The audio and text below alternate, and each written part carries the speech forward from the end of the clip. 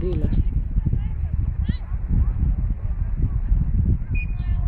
Og der var ingen body der, det var bare en fløjte. Sådan noget.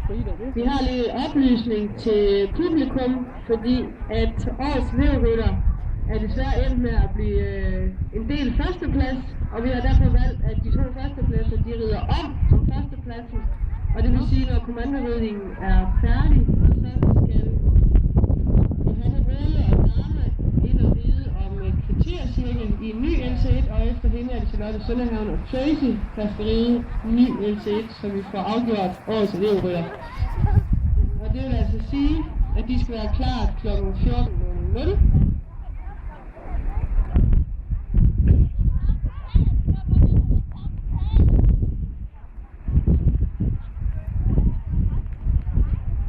Det er træls. Det stresser også hesten, det regner. Ja, det gør.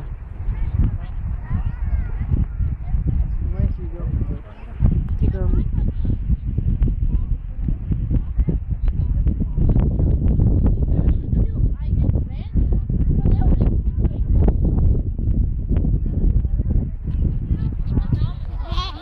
Hej Karen! Har du set Frida inde og ride? Nu håber vi, Mugi hun bliver ved med at opføre sig ordentligt. Så siger vi tak til Emma Larsen og Kalle, og har nu Frida Andersen og Mugi på banen, og vurderer Lærke Mose på Kolle om at holde sig klar. Godt Frida.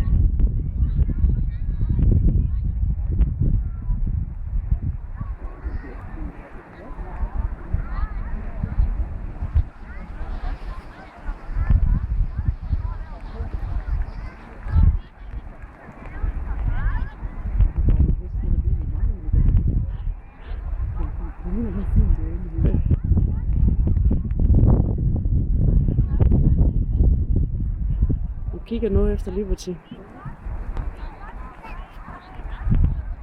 var smuk slange. Meget roterende ører. Det har hun. Meget roterende. Hun lytter meget. Hun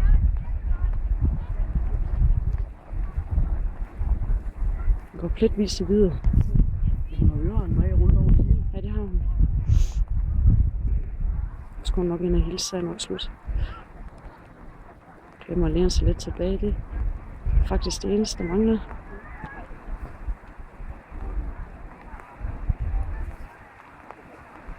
Nej, det var måske ikke endnu. Jeg vil bare komme. Nå, jamen det er fint nok. Der er billeder kommet.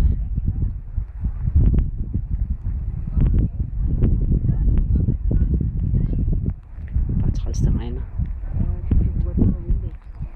Bare lige en time, fordi så kunne det næsten passe, at vi var nået hjem. Vi var så kolde og så våde.